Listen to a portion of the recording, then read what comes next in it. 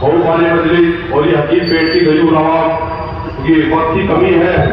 आपको मोहतरम वली साहब को भी बहुत सुनना है तो मैं 5 मिनट में अपनी बात कर रहा हूँ। ये इंतखाबी जनता है जैसा कि आप तमाम को मालूम है और बहुत सारी जमातें आपके बीच में आएंगी, बहुत सारे उम्मीदवार आपके बीच में आएंगे जो आपको तमाम तरह से बहकाने की कोशिश करेंगे, लेकिन आपको एक फैसला ये लेना है कि कौन सा रास्ता सही है और किस रास्ते पर हमको चलना है। उस रास्ते को समझने की जरूरत खत्म होती की मेरे भाई दोस्त आते उनके सियासत का मतलब नहीं होता कि हमने किसी नुमाइंदे को चुनकर असेंबली भेज दिया और हमारी जिम्मेदारी पूरी हो गई। यकीनन उस नुमाइंदे की जिम्मेदारी है कि आपकी एक वोट का कर्ज अदा करे। यकीनन उस नुमाइंदे की जिम्मेदारी ये है कि आपको भरपूर प्यार दे, आपके हर वक्त हर दुख परेशानी और सुख में खड़ा रहे। लेकिन वोट का मतलब ये है, वोट देने का मतलब ये है कि वोट किसी नुमाइंदे को तब दी जाती है, वोट किसी जमात को तब दी जाती है कि जब वो नुमाइंदा, जब वो जमात आपकी विचारधारा से मिलता हो, आपके ख्यालात से मिलता हो। सियासत सिर्फ और सिर्फ विचारधारा का नाम है मेरे भाई, सियासत मौका परस्ती का नाम नहीं है, सियासत मौका परस्ती का नाम नहीं है। हम जो उत्तर प्रदेश मेरठ से चलकर यहाँ पर आए हैं, हमारे यहाँ दीगर पार्टियां हैं, उत्तर प्रदेश में तमाम पार्टियां हैं, समाजवादी है, बसपा है, कांग्रेस है, लोकदल है, तमाम पार्टियां हैं, लेकिन हमने किसी पार्टी का झंडा नहीं थामा, हमने किसी पार्टी की रूलियत हासिल नहीं की। पहली बार जब 2014 के अंदर उत्तर प्रदेश के अंदर मस्जिद इत्तेहादुल मुस्लिमीन गई तो हमने ये कहा कि हम मस्जिद इत्तेहादुल मुस्लिमीन के अलम को लेकर पर चलेंगे। वजह कर समझिए मेरी बात, क्या वजह थी कि हमने उत्तर प्रदेश जैसे सूबे के अंदर जहां पर तमाम ताकतें काम करती है, जहां पर तमाम तरह से सदस्यूर होता है, जहां पर तमाम तरह से सरकार पार्टियां भी हमारे साथ इंसाफियां करती है, हमने तमाम विचारधाराओं को ठोकर मारकर मुझे इत्तेहादुल मुस्लिमीन का उठावा। क्यों? सुनिए मेरी बात, क्या वजह थी? सिर्फ और सिर्फ एक वजह, समझिए मेरी बात, क्या कह रहा, सिर्फ और सिर्फ एक वजह, जब तक हम जिंदगी में हमारी दुनिया में आमद हुई और जब तक कब्र में जाएंगे पूरी हमारी जिंदगी का मन, हमारी तमाम तरह की कारगुजारी, किस तरह उठना है, किस तरह बैठना है, किस तरह जिंदगी गुजारनी है, किस तरह इबादत करनी है, क्या माँ बाप से सलूक, क्या औलाद का हक, क्या बीवी का हक, क्या भाई का हक और क्या बहन का हक, तमाम तरह से हमें कुरान के अंदर बताया गया मेरे भाई, बताया गया ना।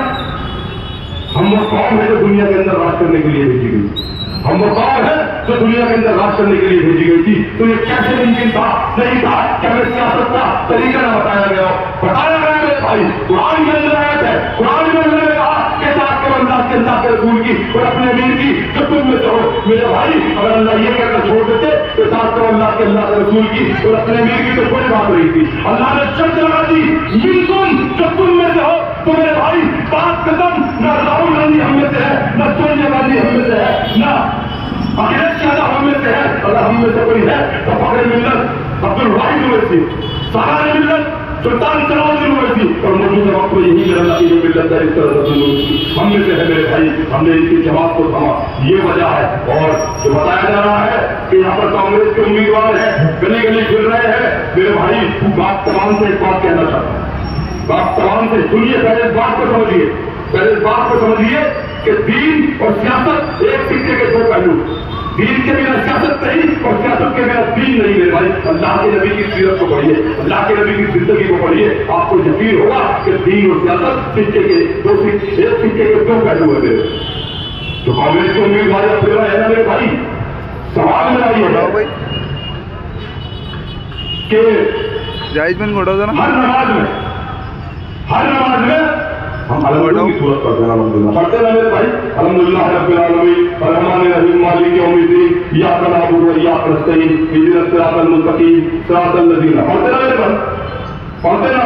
कांग्रेस के उम्मीदवार आपको कहीं मिल जाए, कहीं टकरा जाए, उनसे आयत का तर्जुमा पूछ लीजिएगा, तर्जुमा पूछ लीजिएगा कि बताइए हमने क्या कह रहा है और हम हर नमाज में अल्लाह से क्या वजह करके आ रहे हैं कि अल्हम्दुलिल्लाह अल्हम्दुलिल्लाह रब्बिल आलमीन अर्रहमानिर रहीम मालिक यौमिद्दीन इय्याका नअबुदु व इय्याका नस्तईन इहदिनस सिरातल मुस्तकीम सिरातल लज़ीना अनअमता अलैहिम गैरिल मग़दूबी अलैहिम वलद्दालीन। मेरे भाई हम जो अल्लाह से हर नमाज में कहकर आ रहे हैं, इसका तर्जुमा ये है, इसका माना ये है कि अल्लाह की तारीफ के बाद हम अल्लाह से दुआ कर रहे हैं कि या अल्लाह चला हमें सीधे रास्ते पर, या अल्लाह चला हमें उस रास्ते पर जिस पर तेरा इनाम और इकराम अल्लाह बचा हमें उस रास्ते से जहाँ पर तेरा कदम नाज़िल हो गए।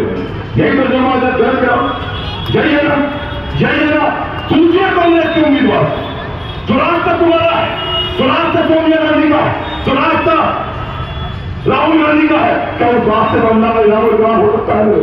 हो सकता है? नहीं होगा ना? होगा? नहीं हो सकता। इनाम इकराम होगा तो मजलिस के रास्ते पर होगा। अगर सीधा रास्ता वही है तो मजलिस का रास्ता है, आपके इत्तेहाद का रास्ता है, आपके खुलूस का रास्ता है, आपकी मोहब्बतों का रास्ता है कि मेरे भाई जो हमें 1500 किलोमीटर मेरे से चलकर ये आने पर मजबूर कर दे पाते।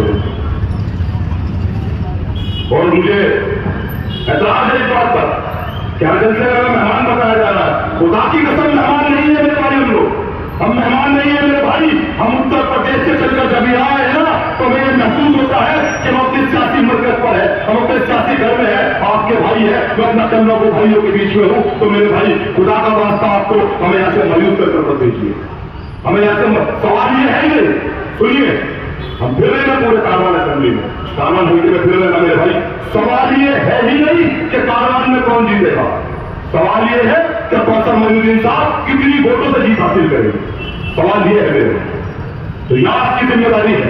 पहला इलेक्शन कौसर मोइनुद्दीन साहब ने 35,000 वोटों से जीता, दूसरा इलेक्शन 57,000 वोटों से जीता। इस बार एक अहद कीजिए, अपने आप से वादा करिए कि कौसर मोइनुद्दीन साहब की खिदमत में कौसर मोइनुद्दीन साहब ने जो आपके हल्के में प्रख्याति काम की है उसके बदले में इस बार कौसर मोइनुद्दीन साहब 1 लाख पार करेंगे ना मेरे भाई, करेंगे ना मेरे भाई 1 लाख पार। अभी मुझे बताया गया क्योंकि वक्त कम है, मैं फिर कह रहा हूँ वक्त कम है, फिर मुझे बताया गया हमारे टुकड़े बंदियां बोल रहे थे कि इस इलाके के अंदर 257 करोड़ रुपए का ड्रेनेज रिपोर्टिंग सिस्टम का काम किया, इतना ही था।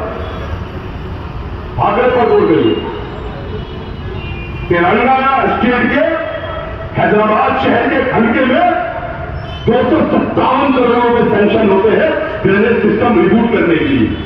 क्यों? यहां पर जवाब जहां कायम है मेरे भाई। उत्तर प्रदेश का हाल सुनिए। और जैसा मुझे जानकारी में आया कि पूरे तेलंगाना के अंदर जो अकलियतों का बजट है वो 2,200 करोड़ रुपया, 2,200 करोड़ रुपया। कितनी आबादी मुसलमानों की तेलंगाना के अंदर? 50 लाख। उत्तर प्रदेश के अंदर कितनी मेरे भाई? 4 करोड़ रुपया। वहां जानते आप अकलियतों का बजट कितना है? वहां जानते मुसलमानों का बजट कितना है? 400 करोड़। ये फर्क है अपनी कयामत में, ये फर्क है अपनी जमात में, ये फर्क है अपने इत्तेहाद में मेरे भाई। तो मैं आपसे कह रहा हूं, मैं आपको दावत देकर जा रहा हूं कि खुदाया सुनिए, आखिरी बात कहकर मिला ले रहा हूं, समझिएगा मेरी बात को। अब जिस उत्तर प्रदेश से आते हैं ना मेरे भाई, वहां पर फिर बात कोई पैटर्न से वोट पड़ता है। तीसरा कोई खाना नहीं है वोट डालने का, वहां पर तीसरा कोई खाना ही नहीं है। जो हमारी कौन है वहां पर, उन्हें तमाम सेकुलर पार्टियों को दलाल आकर ये बताते हैं कि मुसलमानों बीजेपी को हराना है, हमें वोट दे दो।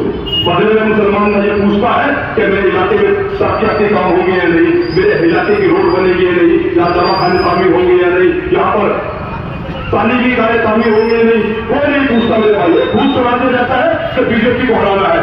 और जब दूसरी तरफ दूसरे इलाकों में भारतीय जनता पार्टी जाती है तो मेरे भाई वहां भी कोई नहीं पूछता, वहां भी कोई नहीं पूछता है कि हमारे इलाकों में क्या तरक्याती काम होंगे। वहां पर सिर्फ 2 पैटर्न है वोट डालने के।